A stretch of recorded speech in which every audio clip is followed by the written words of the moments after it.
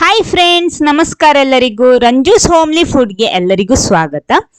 ಎಲ್ಲರ ಮನೆಯಲ್ಲಿ ಇಡ್ಲಿ ದೋಸೆ ಮಾಡುವಾಗ ಹಿಟ್ಟು ಚೆನ್ನಾಗಿ ಉಬ್ಬಿ ಬರೋದಿಲ್ಲ ಅಂತ ಹೇಳುವ ಒಂದು ಪ್ರಾಬ್ಲಮ್ ಇರುತ್ತೆ. ಜಾಸ್ತಿ ಉದ್ದಿನ ಬೇಳೆ ಹಾಕಿದ್ರೂ ಹಿಟ್ಟು ಚೆನ್ನಾಗಿ ಉಬ್ಬಿ ಬರಲ್ಲ ಅಂತ. ಆದ್ರೆ ಇಲ್ಲಿ ನಾನು ಉದ್ದಿನ ಬೇಳೆ ಸ್ವಲ್ಪ ಅಂದ್ರೆ ಕಡಿಮೆ ಬಳಸಿ ಚೆನ್ನಾಗಿ ಫ್ಲಫಿ ಆಗಿರುವಂತಹ ಇಡ್ಲಿ ಬ್ಯಾಟರ್ ಯಾವ ರೀತಿ ಮಾಡೋದಂತ ಹೇಳಿಕೊಡ್ತಾ ಇದ್ದೀನಿ. ಚೆನ್ನಾಗಿ ಉಬ್ಬಿ ಬರುತ್ತೆ ಈ ರೀತಿ ಮಾಡಿದ್ರೆ. ಇದಕ್ಕೆ ಉಪಯೋಗಿಸ್ತಾ ಇರೋದು ಒಂದು ಮ್ಯಾಜಿಕ್ ನೀರು. ಎಲ್ಲರ ಮನೆಯಲ್ಲಿರುವಂತಹ ಒಂದು ಇಂಗ್ರೀಡಿಯೆಂಟ್ಸ್ ಬಳಸಿ ನಾನಿಲ್ಲಿ ಮಾಡ್ತಾ ಇರೋದು. ಅಂದ್ರೆ ನ್ಯಾಚುರಲ್ ಆಗಿ ನಾವು ಫರ್ಮೆಂಟ್ ಮಾಡ್ತಾ ಇರೋದು. ಬನ್ನಿ ನೋಡೋಣ ಏನು ಹೇಗೆ ಅಂತ.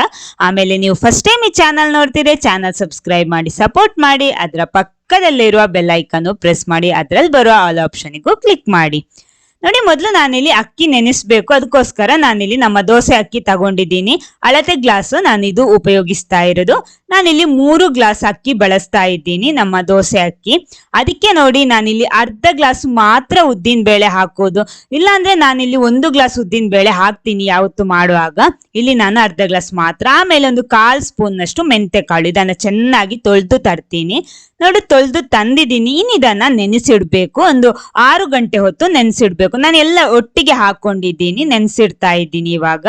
ನೋಡಿ, ಇವಾಗ 6 ಗಂಟೆ ಕಲ್ದಿದೆ, ಚೆನ್ನಾಗಿ ನೆಂದಿದೆ ಎಲ್ಲ ಅಕ್ಕಿ, ಉದ್ದಿನ ಬೇಳೆ, ಮೆಂತೆಕಾಳು. ಇದರಲ್ಲಿರುವ ನೀರು ತೆಗ್ದಿಡ್ತಾ ಇದ್ದೀನಿ. ಯಾಕಂದ್ರೆ ನಾನಿಲ್ಲಿ ರುಬ್ಬೋದಿಕ್ಕೆ ಇದೇ ನೀರು ಬಳಸ್ತಾ ಇರೋದು. ನೋಡಿ, ಇದನ್ನೆಲ್ಲ ನಾನು ಮಿಕ್ಸಿ ಜಾರಿಗೆ ಹಾಕ್ತಾ ಇದ್ದೀನಿ. ನೀರು ಆಮೇಲೆ ಎಷ್ಟು ಬೇಕೋ ನೋಡ್ಕೊಂಡು ಸೇರಿಸ್ಬೋದು. ನೋಡಿ, ಇದರಲ್ಲಿರುವ ನೀರು ಹಾಕೊಂಡಿದ್ದೀನಿ ಇವಾಗ. ಆಮೇಲೆ ನಾನಿಲ್ಲಿ ಅನ್ನ ಹಾಕ್ತಾ ಇದ್ದೀನಿ. ನಾನಿಲ್ಲಿ ಕುಚ್ಚಲಕ್ಕಿ ಅನ್ನ ಬಳಸ್ತಾ ಇರೋದು 1 ಗ್ಲಾಸ್. ನಿಮ್ಗೆ ವೈಟ್ ರೈಸ್ ಆದ್ರೂ ತೊಂದರೆ ಇಲ್ಲ. ನೋಡಿ, ಆಮೇಲೆ ಇದಕ್ಕೆ ಬೇಕಾಗಿರೋದು ನಾನು ಹೇಳಿರುವಂತ ಈ ಮ್ಯಾಜಿಕ್ ನೀರು. ಇದು ಬೇರೆನಲ್ಲ, ನಮ್ಮ ತೆಂಗಿನಕಾಯಿ ನೀರು. ಅಂದ್ರೆ ಎಲ್ಲರೂ ಪದಾರ್ಥ ಮಾಡೋ ತೆಂಗಿನ ಕಾಯಿ ಹೊಡಿತೀರಲ್ವಾ, ಅದ್ರ ನೀರು ಕಲೆಕ್ಟ್ ಮಾಡಿಟ್ಕೊಂಡಿದ್ದೀನಿ. ಅಂದ್ರೆ ಇದು ಫರ್ಮೆಂಟ್ ಮಾಡಿರುವಂತ ನೀರು. ಅಂದ್ರೆ 1 ದಿನ ಮುಂಚೆ ಇದನ್ನ ಕಲೆಕ್ಟ್ ಮಾಡಿಡ್ಬೇಕು. ಇವಾಗ ಇವತ್ತು ಸಂಜೆ ನೀವು ಅಕ್ಕಿ ಎಲ್ಲ ರುಬ್ತಿದ್ರೆ ನಿನ್ನೆ ಸಂಜೆನೆ ಇದು ತೆಗೆದು ರೆಡಿ ಮಾಡಿಡ್ಬೇಕು. ಹಾಗೆ ಇಡಬಾರ್ದು. ಇದಕ್ಕೆ 1 ಸ್ಪೂನ್ ಸಕ್ಕರೆ ಕೂಡ ಹಾಕಿಡ್ಬೇಕು. ನೋಡಿ, ಚೆನ್ನಾಗಿ ಮಿಕ್ಸ್ ಮಾಡಿ. ಇವಾಗ ಚೆನ್ನಾಗಿ ಹುಳಿ ಬಂದಿದೆ, ಚೆನ್ನಾಗಿ ಫರ್ಮೆಂಟ್ ಆಗಿದೆ ನೋಡಿ ಈ ರೀತಿ. ಆಮೇಲೆ ಇದನ್ನ ಎಲ್ಲ ಬಳಸಬಾರ್ದು, ನೋಡ್ಕೊಂಡು ಬಳಸಬೇಕು. ಜಾಸ್ತಿ ಹಾಕ್ಬಿಟ್ರೆ ಹುಳಿ ಆಗ್ಬಿಡುತ್ತೆ ಹಿಟ್ಟು. ನೋಡಿ, ಇವಾಗ ನಾನು ಇದನ್ನ 3 ಟೇಬಲ್ ಸ್ಪೂನ್ ನಷ್ಟು ಇದಕ್ಕೆ ಹಾಕ್ತಾ ಇದ್ದೀನಿ. ರುಬ್ಬುವಾಗ ಹಾಕ್ತಾ ಇರೋದು 3 ಟೇಬಲ್ ಸ್ಪೂನ್ ತೆಂಗಿನಕಾಯಿ ನೀರು, ಅಂದ್ರೆ ಫರ್ಮೆಂಟ್ ಮಾಡಿರುವಂತಹ ತೆಂಗಿನಕಾಯಿ ನೀರು. ಇದನ್ನ ರುಬ್ಬಿ ತರ್ತೀನಿ ಹಿಟ್ಟು. ನೋಡಿ, ಇವಾಗ ಹಿಟ್ಟು ಚೆನ್ನಾಗಿ ರುಬ್ಬಿ ತಂದಿದ್ದೀನಿ. ನುಣ್ಣಗೆ ರುಬ್ಕೊಳ್ಳಿ. ನೋಡಿ, ಈ ರೀತಿ ರುಬ್ಕೊಂಡಿದ್ದೀನಿ. ಆಮೇಲೆ ಸ್ವಲ್ಪ ನೀರು ಸ್ವಲ್ಪ ಸೇರಿಸ್ತೀನಿ. ಮಿಕ್ಸಿ ಜಾರಿಗೆ ನೀರು ಹಾಕ್ಬಿಟ್ಟು ಇದನ್ನ ಕೈಯಲ್ಲಿ ಚೆನ್ನಾಗಿ ಒಂದು 10 ನಿಮಿಷ ಈ ರೀತಿ ಮಿಕ್ಸ್ ಮಾಡಬೇಕು. ಕೈಯಲ್ಲೇ ಮಿಕ್ಸ್ ಮಾಡಬೇಕು, ಚೆನ್ನಾಗಿ ಬಡಿಬೇಕು ಈ ರೀತಿ. ಆಮೇಲೆ ಪಾತ್ರೆ ಚೇಂಜ್ ಮಾಡಿಟ್ಟಿದ್ದೀನಿ, ಸ್ವಲ್ಪ ಹಿಟ್ಟಿರೋದು. ಇದನ್ನ ರಾತ್ರಿ ಇಡೀ ರೆಸ್ಟ್ ಮಾಡೋಣ. ನೋಡಿ, ನೆಕ್ಸ್ಟ್ ಡೇ ಆಗಿದೆ. ನೋಡಿ, ನಮ್ಮ ಹಿಟ್ಟು ಎಷ್ಟು ಚೆನ್ನಾಗಿ ಉಬ್ಬಿ ಬಂದಿದೆ ಅಂತ. ನೋಡಿ, ಎಷ್ಟೊಂದು ಸಾಫ್ಟ್ ಆಗಿ ಬಂದಿದೆ. ಅಂದ್ರೆ ನಾವಿಲ್ಲಿ ತುಂಬಾನೇ ತಂಪಾಗಿದ್ರೆ, ಕೋಲ್ಡ್ ಆಗಿದ್ರೆ ಯಾವ ರೀತಿ ಇಡ್ಲಿ ಬ್ಯಾಟರ್ ಮಾಡೋದಂತ ನಾನೊಂದು ವಿಡಿಯೋ ಅಪ್ಲೋಡ್ ಮಾಡಿದ್ದೀನಿ. ಅದರ ಲಿಂಕ್ ಕೂಡ ಒಂದ್ಸಲ ಚೆಕ್ ಮಾಡ್ಕೊಳ್ಳಿ. ನಾನಿದು ಹಾಗೆ ಇಟ್ಕೊಂಡಿದ್ದೀನಿ, ಇವಾಗ ಅಷ್ಟೇನು ಕೋಲ್ಡ್ ಇಲ್ಲ.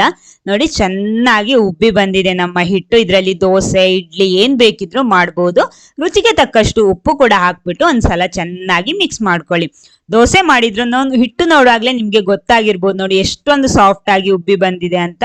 ದೋಸೆ, ಇಡ್ಲಿ ಯಾವುದು ಮಾಡಿದ್ರು ನಮಗೆ ಸಾಫ್ಟ್ ಆಗಿ ಸಿಗುತ್ತೆ. ಅಂದ್ರೆ ಕಡಿಮೆ ಉದ್ದು ನಾವಿಲ್ಲಿ ಬಳಸಿರೋದು, ಉದ್ದಿನ ಬೇಳೆ ಬಳಸಿರೋದು.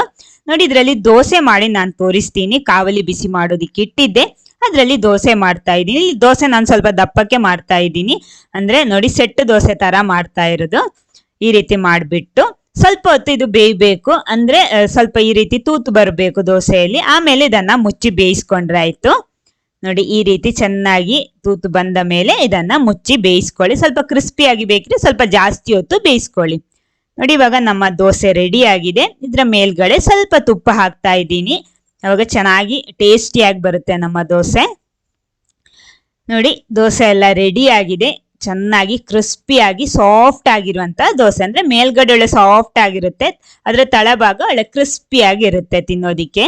ನೋಡಿ, ಈ ರೀತಿ ಇರುತ್ತೆ. ತುಂಬಾನೇ ಸುಲಭವಾಗಿ ಎಲ್ಲರ ಮನೆಯಲ್ಲಿರುವ ಇಂಗ್ರೀಡಿಯೆಂಟ್ಸ್ ಉಪಯೋಗಿಸಿ ಮಾಡಿರುವಂತಹ ಒಂದು ಹಿಟ್ಟು ಇದು. ಸಾಫ್ಟ್ ಆಗಿ ಬರೋದಿಕ್ಕಿರುವಂತ ಒಂದು ಐಡಿಯಾ ಇದು. ಖಂಡಿತ ಇದನ್ನ ಉಪಯೋಗಿಸಿ ಈ ರೀತಿ ಮಾಡಿ. ಖಂಡಿತ ಇದೇ ರೀತಿ ನಿಮಗೂ ದೋಸೆ ಮಾಡ್ಬೋದು. ಕಡಿಮೆ ಉದ್ದಿನ ಬೇಳೆ ಬಳಸಿ ಮಾಡ್ಬೋದು. ಈ ವಿಡಿಯೋ ನಿಮ್ಗೆ ಇಷ್ಟ ಆದ್ರೆ ಖಂಡಿತ ಲೈಕ್ ಮಾಡಿ, ಎಲ್ಲರ ಜೊತೆ ಶೇರ್ ಮಾಡೋದಕ್ಕೂ ಮರಿಬೇಡಿ. Okay, thank you.